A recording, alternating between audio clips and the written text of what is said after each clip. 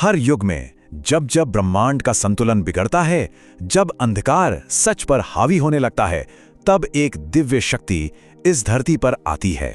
दशावतार की इस महान गाथा में चलिए आज हम उस 8वें अवतार की कहानी को समझते हैं, जिसने प्रेम, ज्ञान और धर्म की परिभाषा ही बदल दी। ये कहानी है भगवान विष्णु के पूर्ण अवतार श्री कृष्ण की।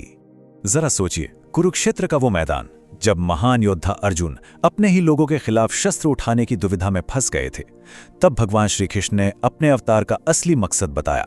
उन्होंने कहा, हे भारत, जब जब धर्म की हानि होती है और अधर्म सिर उठाता है, तब तब मैं धर्म को फिर से स्थापित करने के लिए खुद को प्रकट करता हूं। यह सिर्फ एक वादा नहीं था, यह उनके पूरे जीवन का सार था। तो चलिए उसी दौर में वापस चलते हैं। एक ऐसा समय जब धरती खुद पाप के बोझ से कांप रही थी, जब इंसाफ और रहम की आवाज जुल्म के शोर में कहीं खो गई थी। ये एक पुकार थी, एक ऐसे रक्षक की पुकार जो इस अंधेरे को हमेशा के लिए मिटा सके। चारों तरफ अधर्म का राज था, और अधर्म का मतलब सिर्फ कानून तोड़ना नहीं होता। इसका मतलब था कि सही और गलत का फर्क ही मिटता जा रहा था।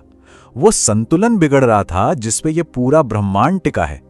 धर्म, जो समाज की नींव होता है, वो बुरी तरह से हिलने लगा था। और जब अधर्म फैलता है तो उससे जन्म लेता है अत्याचार। ताकतवर राजा और शासक अपनी ही प्रजा पर जुल्म ढा रहे थे। मासूमों की चीखें सुनने वाला कोई नहीं था।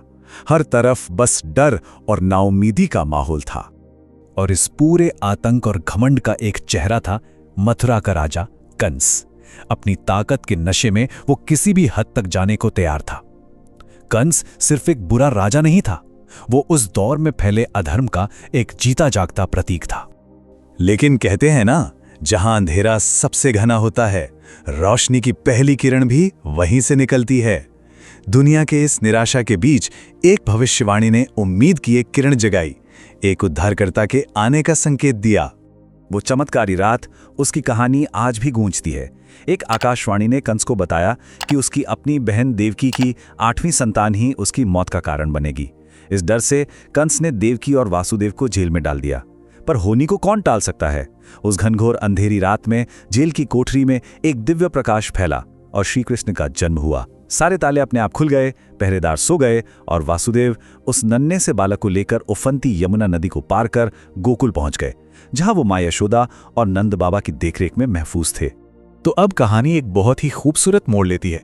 गोकुल में बड़े होते हुए श्री कृष्ण ने अपनी दिव्यता को बड़े ही अनोखे तरीकों से जाहिर किया, जिन्हें हम लीला कहते हैं।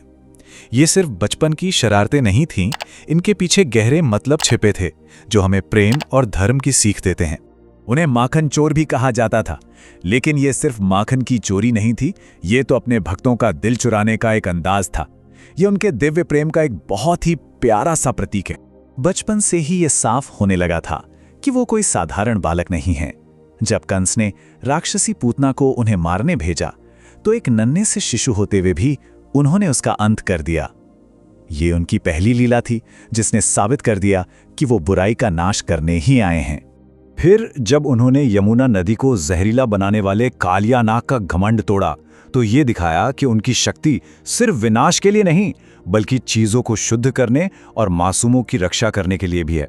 और फिर वो घटना जिसने सबको हैरान कर दिया, जब इंद्रदेव के गुस्से से वृंदावन वासियों को बचाने के लिए उन्होंने अपनी सबसे छोटी उंगली पर पूरा का पूरा गोवर्धन पर्वत उठा लिया। उस दिन उन्होंने साबित कर दिया कि वो ही अपने लोगों के सबसे बड़े रक्षक हैं। तो अब वो समय आ गया था कि वो दिव्य बालक अपनी जिंदगी के असली मकसद को पूरा करें। उनकी लीलाएं अब धर्म की स्थापना के 2 सबसे बड़े कामों की तरफ बढ़ रही थीं। सबसे पहले श्री कृष्ण मथुरा लौटे और उस भविष्यवाणी को सच किया। उन्होंने अपने मामा अत्याचारी कंस का वध किया और मथुरा के लोगों को उसके जुल्म से आजाद कराया। और इसके बाद उन्होंने इतिहास के सबसे बड़े युद्ध महाभारत में एक बहुत ही अहम भूमिका निभाई। वो सिर्फ अर्जुन के सारथी नहीं थे, वो पांडवों के मार्गदर्शक थे, उनके रणनीतिकार थे और धर्म की वो आवाज थे जो कौरवों के अधर्म के खिलाफ खड़ी थी। कुरुक्षेत्र के मैदान में एक पल ऐसा आया जब वो महान योद्धा अर्जुन अपने ही परिवार को सामने दुश्मन के रूप में देखकर टूट गए। उनका गांडीव उनके हाथों से फिसलने लगा।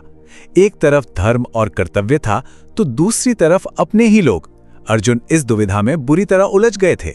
और ठीक उसी पल, उसी उलझन के बीच श्री कृष्ण ने अर्जुन को वो ज्ञान दिया जिसे आज पूरी दुनिया श्रीमद् भगवद गीता के नाम से जानती है। ये सिर्फ एक किताब नहीं है, ये वो परम ज्ञान है जो हमें कर्म, धर्म और जीवन का सही रास्ता दिखाता है।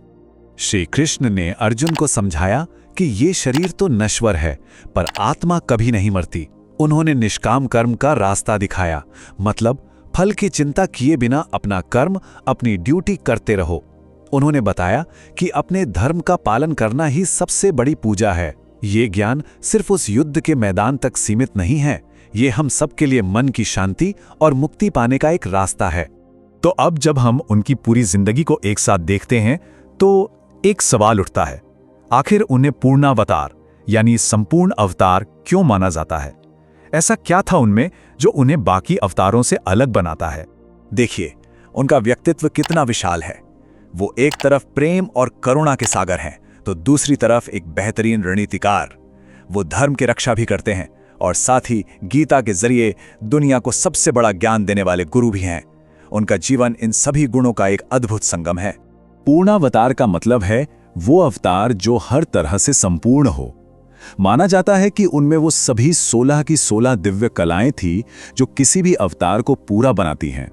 इसीलिए कई लोग उन्हें सिर्फ एक अवतार नहीं बल्कि स्वयं भगवान मानते हैं, यानी वो परम शक्ति जिसने खुद ही इस धरती पर जन्म लिया। और आखिर में उनके नाम का अर्थ ही उनकी पूरी कहानी बयां कर देता है। कर्षति आकर्षति इति कृष्णः। इसका मतलब है वो जो आकर्षित करता है, वो जो सबको अपनी ओर खींच लेता है। चाहे उनका बाल रूप हो, उनका प्रेमी रूप हो या फिर उनका ज्ञानी गुरु का रूप, श्री कृष्ण का हर रूप आज भी करोड़ों लोगों को अपनी ओर खींचता है। और शायद यही उनके संपूर्ण अवतार होने का सबसे बड़ा सबूत है। यदि आपको ये जानकारी पसंद आई हो तो ऐसे ही और रोचक वीडियो के लिए भारत की धरोहर को अवश्य सब्सक्राइब करें।